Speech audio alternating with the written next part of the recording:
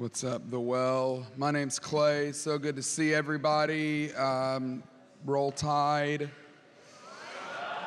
I grew up in Tuscaloosa. I grew up about 8 minutes away from here.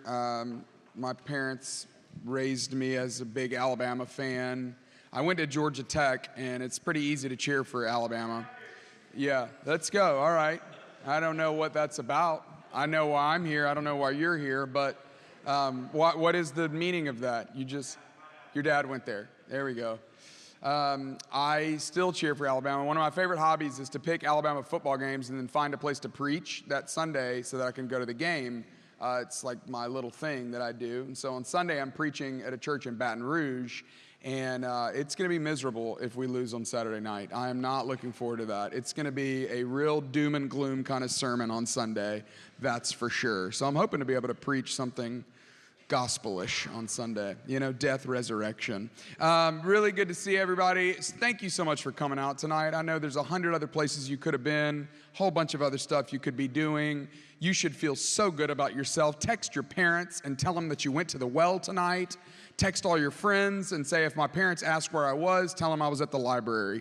That's what I used to do, just in case, just so my parents knew I was studying. Hey, whenever I come back to Tuscaloosa, I always remember all the things that I am obsessed with. Are you obsessed with anything?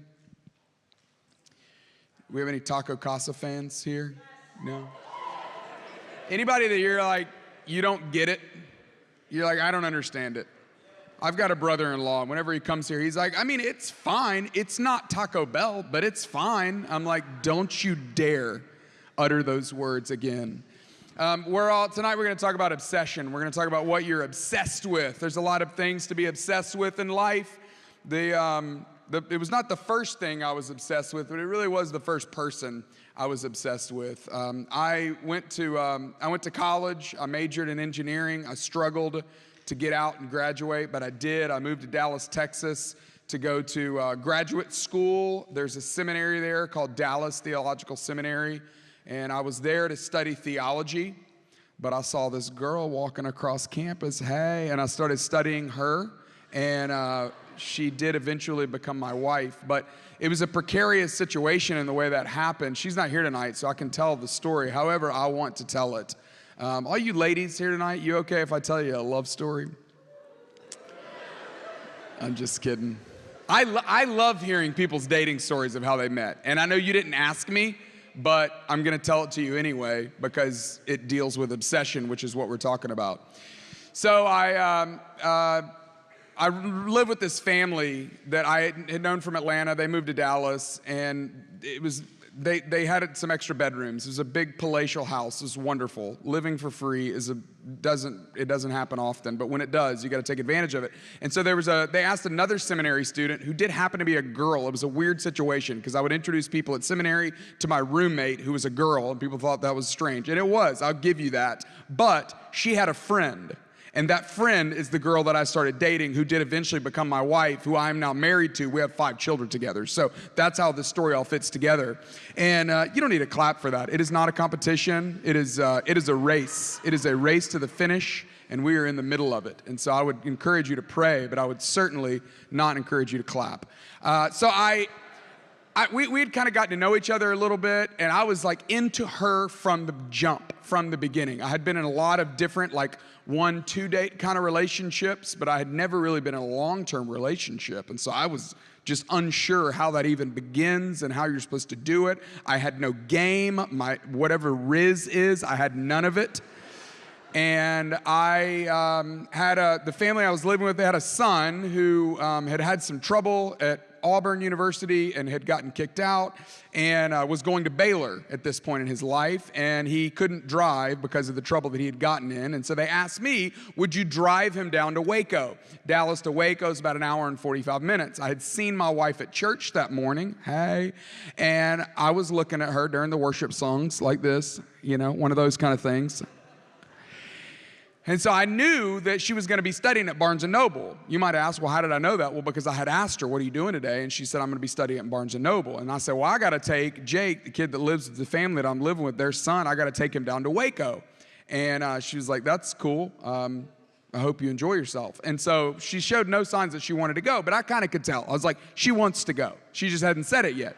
And so I swung by Barnes & Noble where I knew she was studying, and I put her books in her backpack for her, and I said, come on, you're coming with me. She calls it kidnapping. I would say I encouraged her to come with me. And I said, ride with me down there. You're from Texas. I'm not. Let's talk. And she's like, but there's another kid with us. I'm like, I know. It's going to be weird on the way down there, but on the way back, it's going to be romantic. You're going to love it.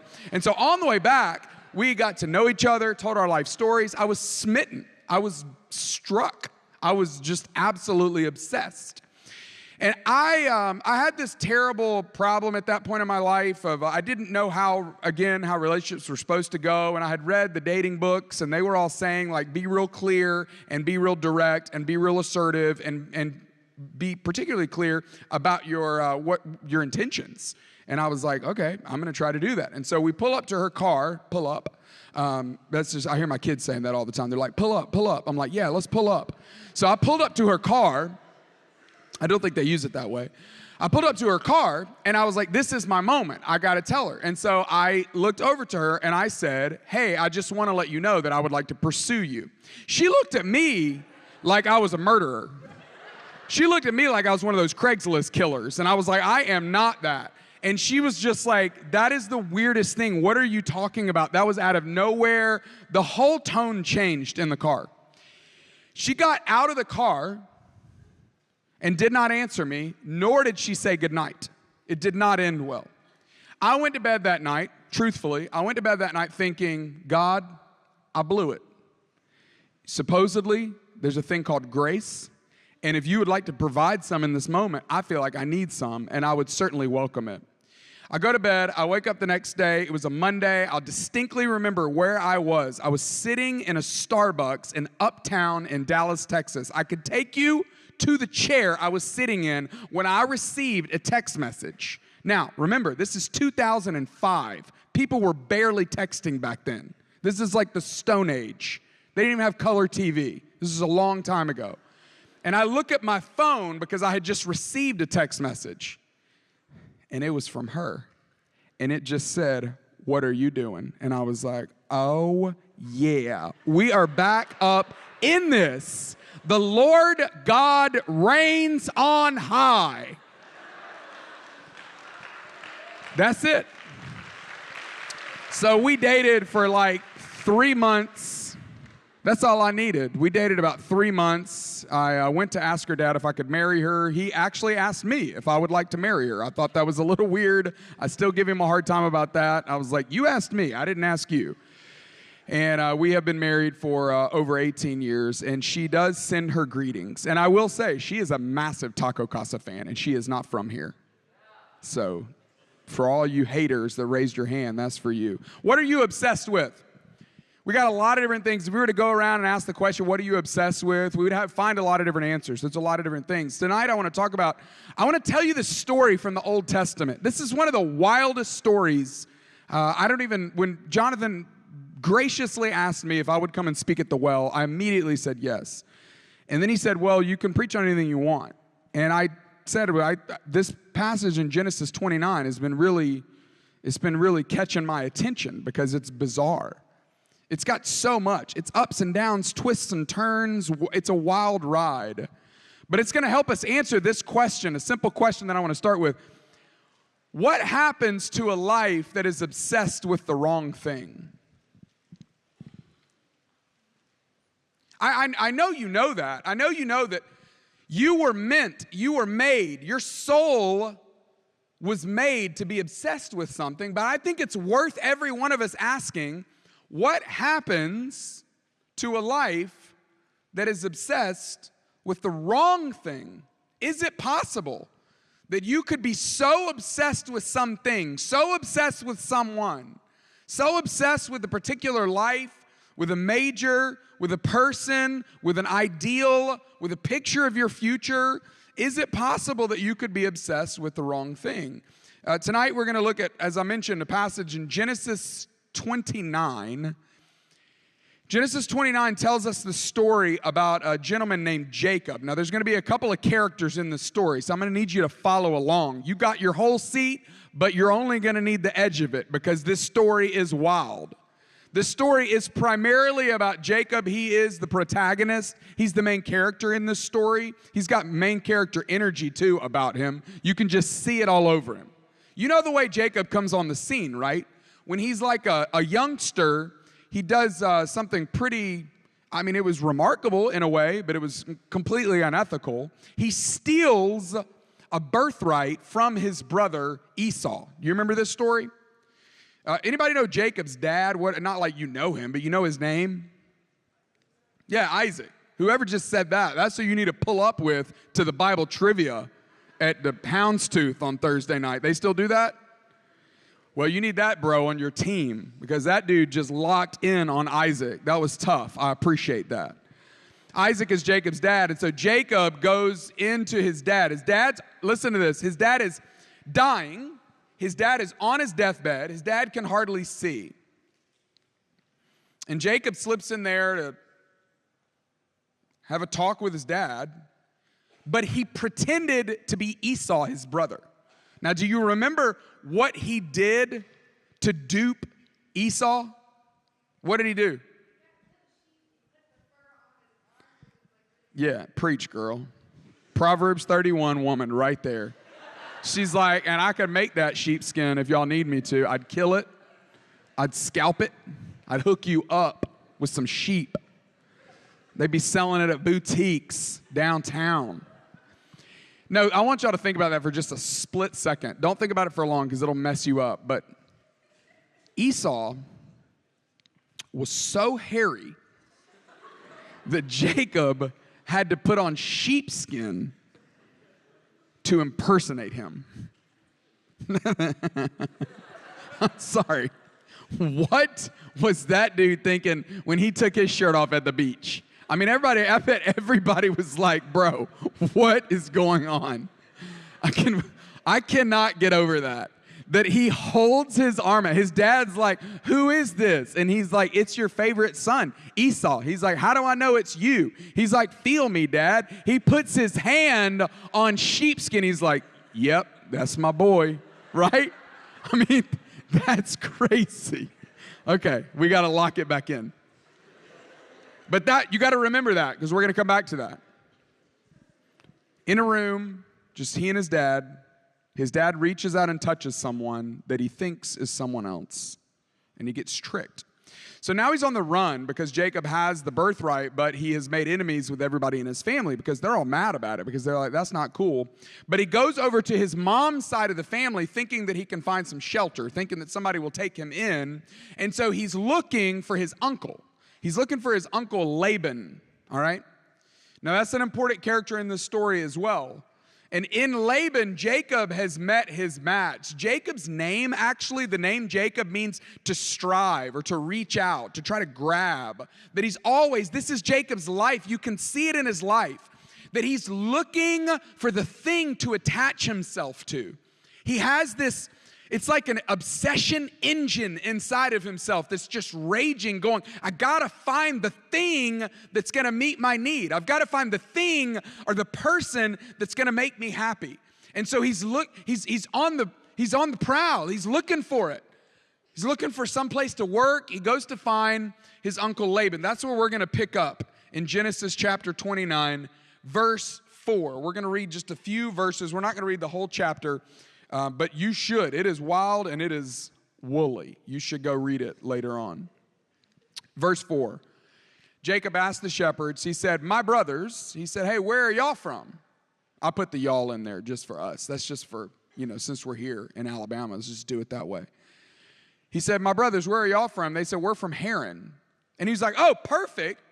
That's where my uncle Laban's from. So he's like, I'm getting close, right? He's like sniffing it out. And he's like, hey, well, let me ask you, do you know Laban? He's Nahor's grandson. And they said, yeah, we know him. And Jacob said, well, is he well? And they're like, yeah, he is. Now you might be wondering, like, who wrote this dialogue? No one wrote this to try to be entertaining. Someone wrote this to try to tell this story, okay? He said, yeah, he's doing well. And they said, oh, and here comes his daughter, Rachel, with the sheep. And in the background, you got like the Migos doing all their like things that they add to raps, you know, just being like, beep, beep, like in the background, because they're like, uh-oh, here she comes. It's Rachel. Because what do y'all know? Those of you, we got like these front row Bible trivia people. This girl perked up like she's like, I'm about to get on it. What do we know about Rachel? She's pretty. That's what we know. She's...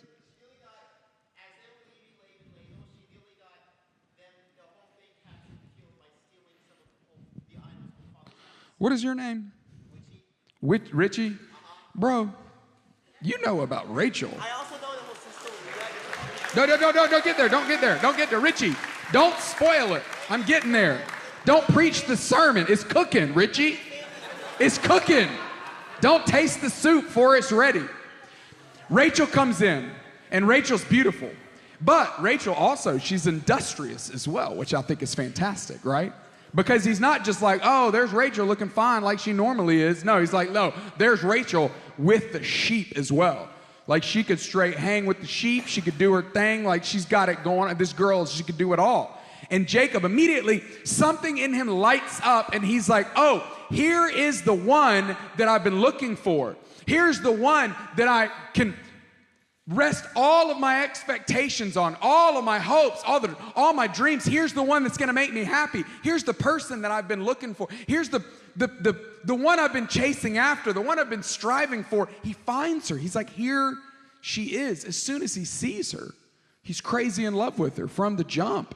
Verse 15, Laban says to him, Laban's like thinking about this, and he's like, all right, well, let's make a deal, because the way things worked back then is, he's like, I'm not just going to give you Rachel for nothing. He's like, no, let's make some kind of trade. And Laban says to him, look, just because you're a relative of mine, should you work for me for nothing? No, that's ridiculous. Tell me what your wages should be. Now, then the author says, I'm going to tell you how this conversation wraps up. This is the author speaking. I'm going to tell you how the conversation wraps up, but before we get there, I got to give you some context. So the author zooms out, okay?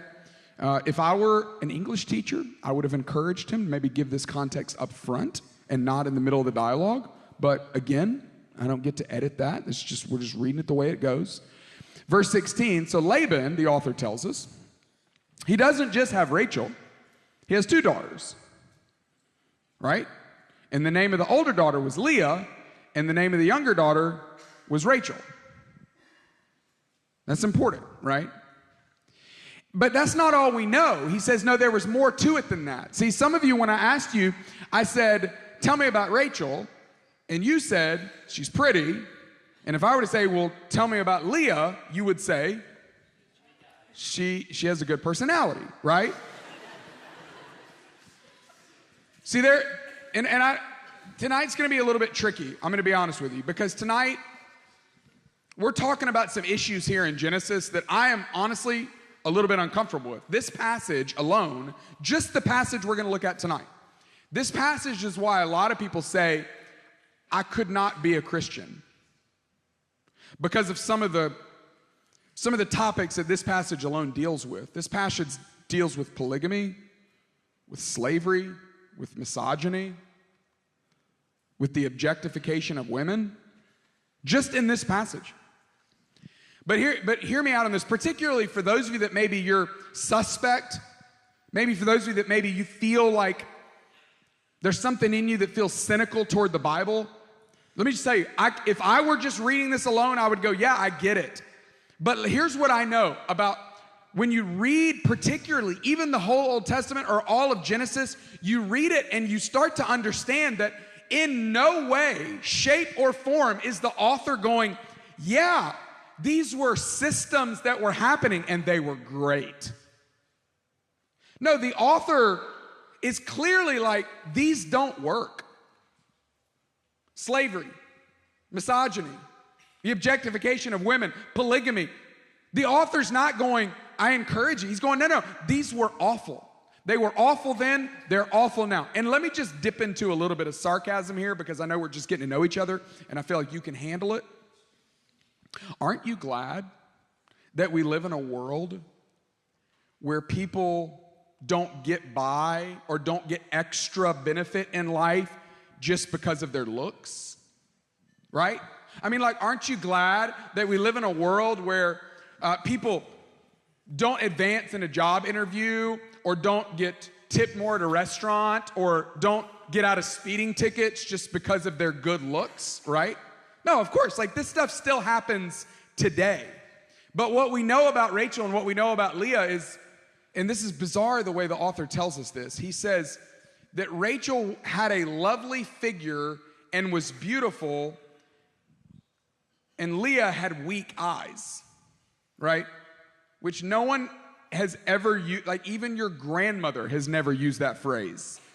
That's the most bizarre way to explain this. And how do we know what he's actually saying? Well, because of context, right? And because of contrast. Look at the contrast. If you were writing this, if you were trying to understand this, and the author said, Leah had weak eyes, but Rachel had strong eyes, 20/20 vision, kid. Like, I don't know what you would say, but you would say that you would be thinking about her eyes or her eyesight. But that's not what the contrast is, right? The contrast is Leah had weak eyes, but Rachel had a lovely figure and was beautiful. So clearly the author's trying to let us know something about their looks. I feel very sensitive to Leah as well, because it feels like the author's making fun of her. It feels like the author's picking on her. But I'm just telling you, hang with me to the end, because what we're going to see God do to honor Leah is quite remarkable and tells us a lot about who God is. But as a parent, my wife and I, we've got 5 kids, and I'm going to shoot you straight. Your parents might have thought this about some of you or some of your siblings. As a parent, you just kind of have this thing where you're like, I got some kids that I'm not concerned about. Like, they're gonna make it in life, I can tell. And then we have other kids as well. I'm not, please do, well, you're welcome to judge me. I'm just telling you, this is the way parents think. Your parents, I don't know which side you are on, but they might be thinking that about you, one side or the other. They might be like, yeah, I mean, we're not concerned, you know, it's gonna work out for them. And then we have also this child, right? This is the way Laban felt. The author's trying to help us understand. He's trying to help us get into the mind of what's really happening with this dad. I got to tell you about this story too. This was bizarre. I did this wedding. I officiated this wedding. I'm at the age now where I'm doing weddings of my friends. Their children are getting married, okay? So I'm not happy about it, but it's where I'm at. So a friend of mine, his name's John. You don't know him. He doesn't know you, and he's not here tonight, so we can talk about him. John, wonderful guy. I love the guy. Doing great things in life. And he has a daughter who's getting married. And so he calls me and asks me if I would officiate the wedding. I said I'd be glad to. He said the wedding's going to be in our backyard. I was like, ooh, can't wait to see your backyard, John. That's like wedding worthy, right? And so I met with the couple. They were delightful. I really enjoyed them. I thought they were a great match. Great. I mean, it's a great situation. I was so happy for them. And I was happy they'd found each other. They were kind of later in their 20s. And mid-20s, I would say. And I'll never forget pulling up to their house, I'll never forget pulling up to their house, and John was standing out in the front yard, and I won't forget it because he was wearing a tuxedo. And just seeing a man standing in his front yard wearing a tuxedo was just a sight that, I'd never seen before, and I was like, this is cool. And as I get out of the car, I give him a big hug. I'm like, I'm so happy for you. I said, you must be so excited for this day. And he looks at me and goes, excited? I thought this day would never happen. And I was like, you know, that's a weird thing to say, and I'm a little awkward. This feels like I don't know where to go from here. So let's just act like that never happened, and let's just move right past it, right? You ever have moments like that where you're like, let's just erase the last few minutes of this conversation, and let's just keep moving, because I'm not going to be able to get that out of my head. And that was weird, and I don't know why you said it, and I think that's odd, or whatever. No, he didn't stop there. He goes, no, I'm for real. And then he pulls up his sleeve on his coat and shows me his cufflink. And on his cufflink, he had a pig with wings.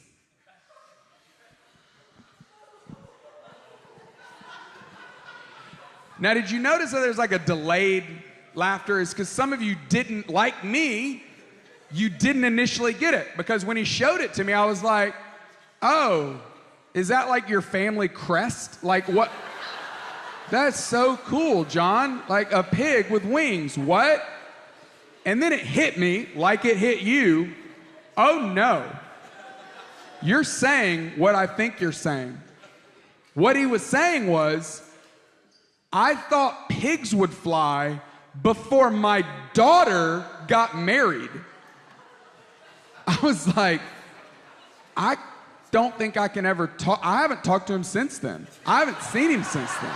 I was like, we can't move on from this. This is too much. But I'm just telling you, parents think like that. Parents just naturally think like, I got this child, they're gonna do great, and then I got this child. And that's what Laban must have been thinking, because the author wanted to explain it. And the author was in the middle of the dialogue and went out of his way to go, oh, by the way, have I mentioned 2 daughters? Leah, weak eyes. Rachel, beautiful, lovely figure, okay? Like you feeling it? You see what you picking up what I'm putting down? You know, he's like, you got it? He's trying to explain it to us.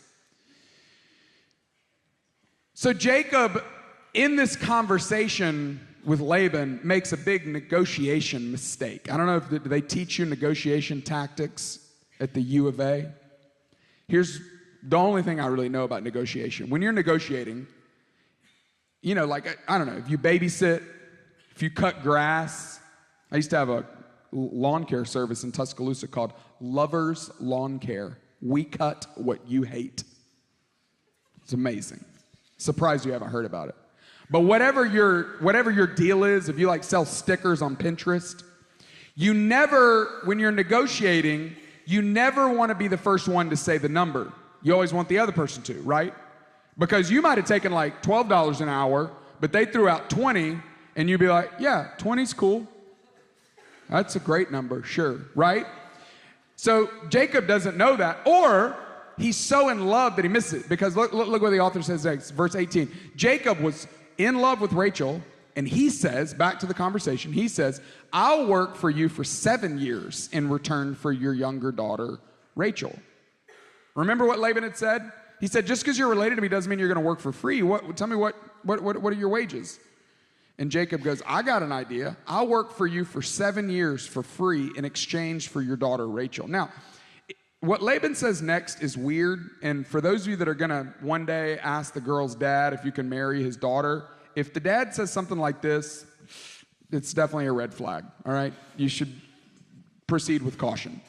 This is what he says. Laban says to him, well, it's better that I give her to you than some other man. What? Like, what does that even mean? He's basically like, I mean, you're kind of a loser, but you're not as big of a loser as some of these other losers that she's brought around here, so I guess that'll be fine. I don't know, but that's, if you hear that, I'm not saying run, I'm just saying, just note that as a red flag. Pay attention more. He says, just stay here with me. And so, look at what, this is beautiful. Verse 20, so Jacob served for 7 years to get Rachel. Let's look at this. But they seemed like only a few days to him because of his love for her. To which everyone says, I'm sorry, is that not so sweet? Like, he's like, it felt like nothing. Like, I would do it all over again. Like, I'm crazy about, again, he's obsessed. All he can think about is her. He's dreaming about her. She's gonna meet all my needs.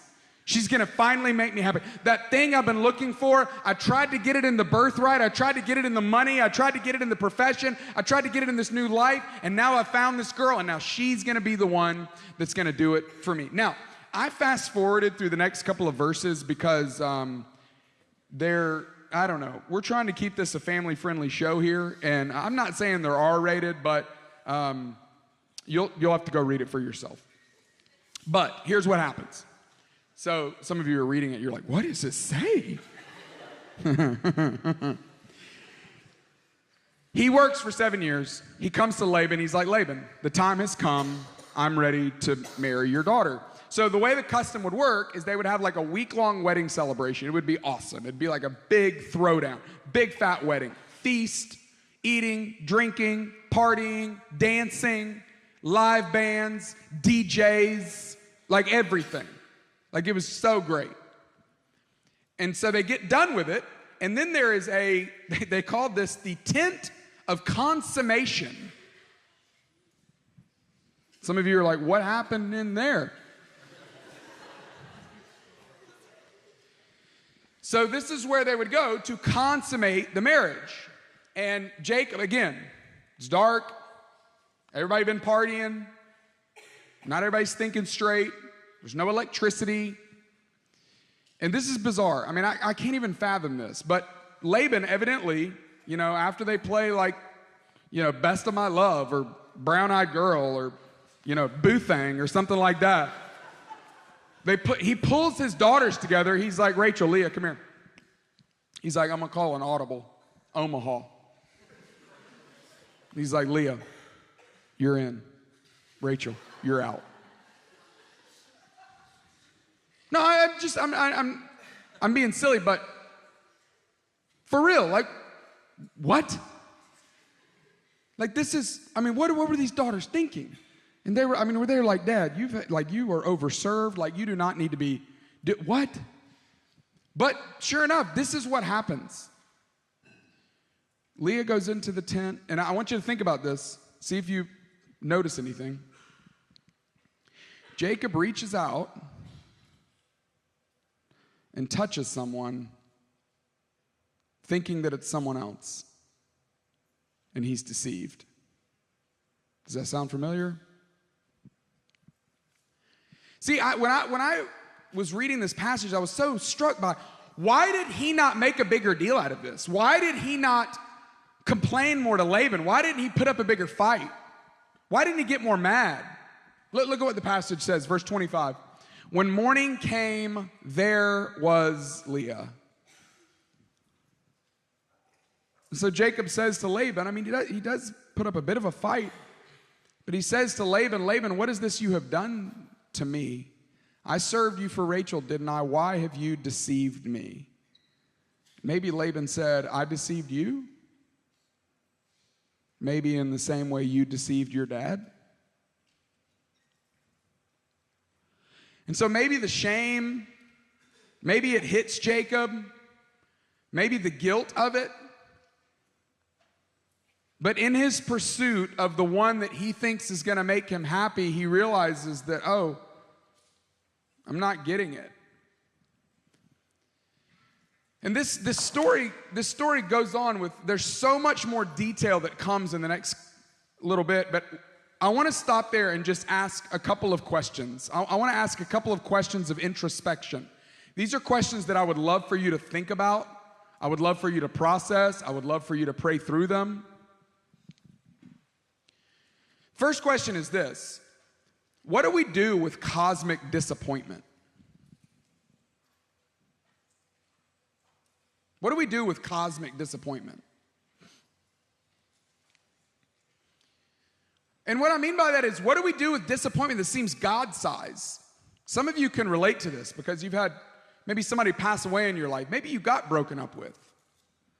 Maybe you tried to get into another school and this was your backup school and it's not working out that great. Maybe you went through Rush and it didn't go great for you. Maybe you were hoping somebody would ask you to something and it didn't work out. Maybe you were hoping to be playing some kind of sport in college. Maybe you had an injury. Maybe you had something that went wrong in your life. Maybe you failed a class. Maybe you took a test to try to get into grad school and it hasn't worked out. Who knows? But what do we do with that size of disappointment that is so big that it feels God-sized? It feels like my pain is not with people on this earth even. My pain is with you, God. I want to read this quote. It's a bit of a long quote, but you can hang with me. It's by C.S. Lewis. He talks about this concept. Look at what he says. He says, the longings which arise in us when we first fall in love, or first think of some foreign country, or first take up some subject that excites us, are longings which no marriage, no travel, no learning can really satisfy. He says the longings of I want to be married, the longings of I want to go on vacation, the longings of my profession, those longings we find they don't really satisfy. And he says, now, hang on a minute. I'm not speaking of what would ordinarily be called unsuccessful marriages or holidays or learned careers. No, I'm speaking of the best ones. I'm speaking of the great ones. There was something that we grasped at. And in that first moment of longing, it just fades away in the reality that this did not meet my needs, that this did not do it for me, that I was obsessed about something that didn't fulfill.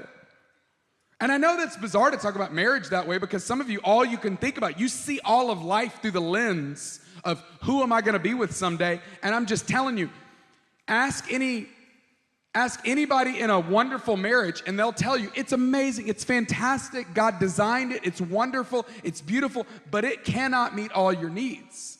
It took my wife like an hour to figure that out, that I did not have what it takes to meet all of her needs. Now, I would tell her she is everything to me. But truthfully, it doesn't work that way. There's not a human that can meet all your needs. There's not a career that can do it for you. There's not a vacation that's going to be everything. He says there's two wrong ways of dealing with this and there's one right way. I'll run through these real quickly. But the wrong way, he says the first thing people do is what do we do when it's not working out? We blame others, right? We go, well, it's your fault. It's your fault that it didn't work out. It's your fault. I obsessed after you and I didn't get it and now it's your fault. He says, no, that's not a great way to handle it. He says, or we blame ourselves. We think, how could I have been so foolish to fall for somebody like that? He says, that's not great either. He says, there is a third way though.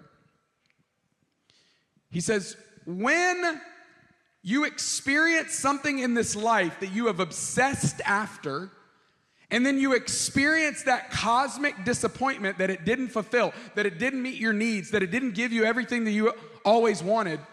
He said, you take that, you interpret that, you receive that as a whisper from heaven reminding you that you were not made for this world.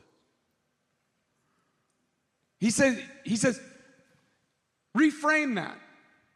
Next time you don't get into the school, next time the person doesn't ask you, next time the breakup happens, next time your parents have the awful fight in front of people, next time you have the situation that's totally disappointing. He said, you reframe that as a whisper from heaven, reminding you that you were not made for this world. Now, I know that doesn't always help, right? When you're like, oh, the guy broke up with me or the girl broke up with me, but it's cool because I wasn't made for this life. What? No, like that doesn't work. Like it hurts. It's still painful. But I'm just telling you, there will be disappointment in this life. And the sooner we can get to the point where we go, one of the reasons why it's disappointing is because the only thing worse than not getting what I wanted is getting what I wanted and it not doing it for me. For some of you, you're living your dream right now. You dreamed about this. And the most disappointing thing about life is when the thing we're dreaming about, we actually get, and then it doesn't fulfill. There's nothing more hopeless than that. And when that happens, I think that's brilliant to say, hey, let's just receive that as we were not made for this world. That there's nothing in this world that can really satisfy. Second big question. What does God do when we put something else or someone else in his place? What does God do? How does God respond when we put something else or someone else in his place? He patiently waits for us, and he passionately pursues us. Let me give you two examples. Do you remember the story in the Old Testament about Hosea? Hosea was a prophet, and God tells Hosea, I want you to go marry this girl named Gomer.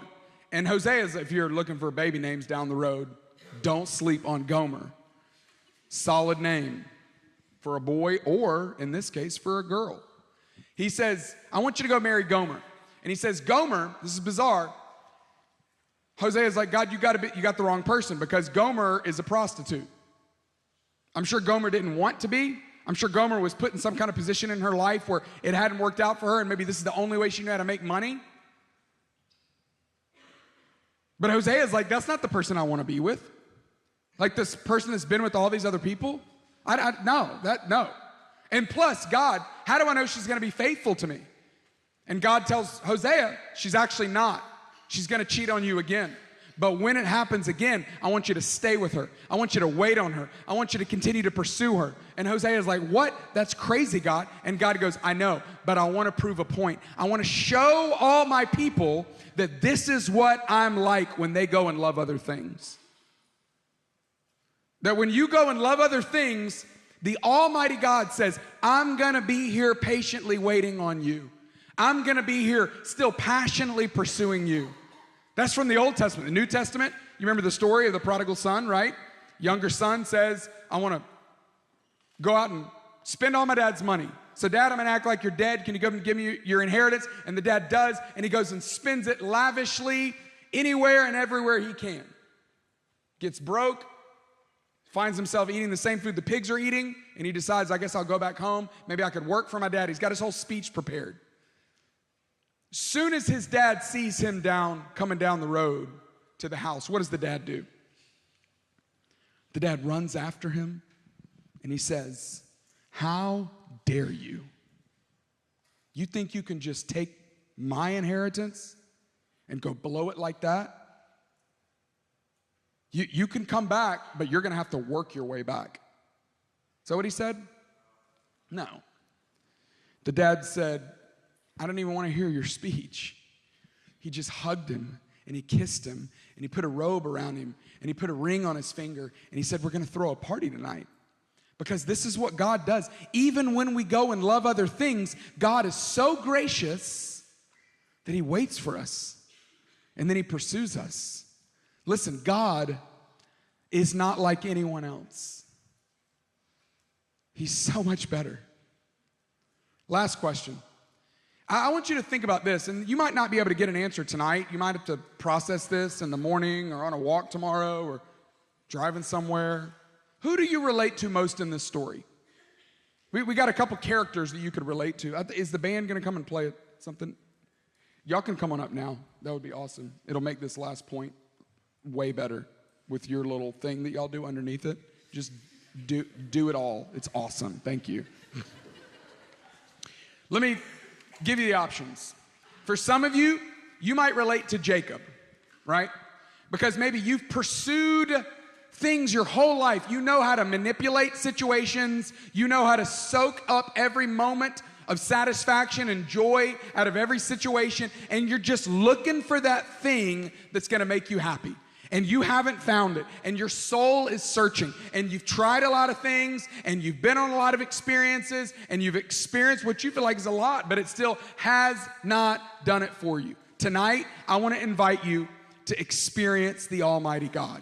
I want to invite you to experience Jesus. I want to invite you to experience His Spirit, because He says, I am the well that never runs dry. I'm the one that always satisfies. You can look in every other direction. You can try every other thing, and I'm going to be patiently waiting for you. But as soon as you come and find me, your thirst will be quenched. He can meet every one of your needs. He's better than anything else in life. And Jacob, I think at some point in his life, he finally stopped wrestling with God. And he finally realized, God, I'm not fighting against you. God, I can hide myself in you. I don't have to hide from you. I can hide in you. And God, you are the everything that I've been looking for. So maybe tonight you relate to Jacob. Or maybe some of you relate to Rachel. Maybe some of you have been blessed with some good looks. Maybe you come from some money. Maybe you've experienced a nice life. And the danger of that is sometimes when we have things going for us, we can think that we don't need God. And I'm not saying Rachel felt this way, but I wonder if she did. Because what we know is that there was a moment in her life when she did cry out to God. See, Rachel Jacob ends up working for 7 more years to get Rachel. And now he's married as well to Rachel. But Rachel can't get pregnant. And infertility is one of the most difficult journeys on planet Earth. Because you feel so out of control. You feel so helpless. The thing you want so bad, you have zero control over getting it. You don't have control over getting really anything in life, but you certainly don't have control over that. And so Rachel, in this moment of her life, she cries out to God because finally she's facing something that her looks can't help her with. And maybe tonight that's you. Maybe tonight you find yourself wanting something so bad, wanting something so desperately. And tonight, maybe you get to give up and look up. Cry out, say, God, I'm looking to you. Ultimately, I need your help. Or maybe some of you, maybe you relate to Leah and you know what it's like to be overlooked. You know what it's like to be taken for granted. You know what it's like for people to look past you. You know what it's like to feel invisible. See, this is what's bizarre is Leah, her whole life, I would guess she just wants to be married. And finally, she's married, but she's married to somebody that doesn't want to be married to her. And she names her children, this is bizarre. She names her children after names that seem to relate to how she's feeling. She names her first son a word that means I see. I just want someone to see me. She names her second son a word that means I hear. I want somebody to hear me. She names her third son a word that means I want somebody to want me. But then she names her fourth son. She has a fourth child, a fourth son named Judah. And she names Judah the word Judah that means I will praise the Lord. I will praise God. And so somehow she turns from looking at Jacob, the one she's hoping will meet her need, and she turns and looks to God and goes, God, only you can give me what I'm looking for. Only you can satisfy. Only you are the one that can quench my thirst. And maybe tonight, maybe that's you. Maybe tonight you have an opportunity, you certainly have an invitation to cry out to God, to reach out to him and say, God, I've been looking in all the wrong places to be satisfied, and ultimately it's you who satisfies. Let me tell you how awesome God is. I told you that it's easy to poke fun at Leah and think, look, she's got weak eyes, you know, don't ever say that to somebody, I guess. No, but listen to this, this is crazy. You know the reason why we know all this about this family is because they were chronicling the lineage of Jesus. And Jesus came through Jacob's line, but he didn't come through Rachel. Jesus comes through the line of Leah. That God took the one who the world said was insignificant and says, I'm gonna lift you up. I'm gonna make you the great, great, great grandmother of the Messiah. How awesome is that?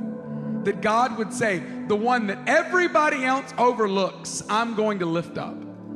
And that's not just a message to say our God is a God of the underdog, but it's a message to say, how amazing is it that our God sees you, that our God hears you, that our God says, I want to be in a relationship with you, and you can be in a relationship with me, God says. So tonight is your night. Wherever you land, wherever you are, I just want you to know that Jesus, he's just better. I want you to know that even when we love other things, that God patiently waits and he passionately pursues. And I want you to know that no matter how you feel, no matter what you think about God, what God thinks about you is he says, I want to call you mine. You can call me yours. So Father, I pray tonight that you would give us the grace to be able to see you. You would give us eyes to be able to see your love for us, that you would give us something that goes far beyond hope, that you would give us a peace that is so much better than anything this world can offer. But I pray tonight that every one of us in the stillness of our own heart or in the quietness of our heart and our soul, that we would turn to you and recognize you as the only one that can meet us, the only one that can satisfy us. And God, it's like us to love other things and run after other things and obsess over other things, but save us from the hurt. Save us from the pain. God, help us to know that we're yours. Thank you for Jesus. Tonight we call you Savior. Tonight we call you Lord. Tonight we can call you ours. Amen.